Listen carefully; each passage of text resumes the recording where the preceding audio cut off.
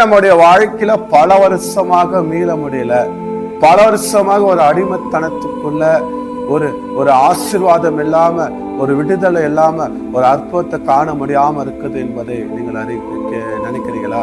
வேதத்துல பாருங்க, கடவுளாக இயேசு கிறிஸ்து ஆபிரகாம் கிட்ட சொல்றாரு, 3 கடாரிய வெட்டு அப்படின்னு சொல்லும் போது அது ஆவி, ஆத்துமா, சரீரத்தை குறிக்கிறது.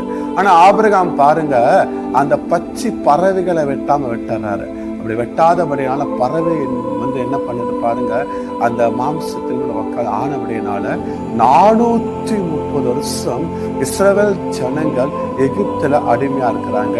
நம்முடைய வாழ்க்கையில ஆவி, ஆத்மா, சரீரத்தை முழுவதுமாக பலி செலுத்த வேண்டும். தேவ சித்தத்துக்கு ஒப்பு கொடுக்க வேண்டும். அந்த ஆவி, ஆத்மா, சரீரத்துல எதனா ஒண்ணு ஒப்பு கொடுக்காம அர்ப்பணிக்காம இருப்போமானால் அற்புதத்தை பெற்றுக்கொள்ள மாட்டோம்.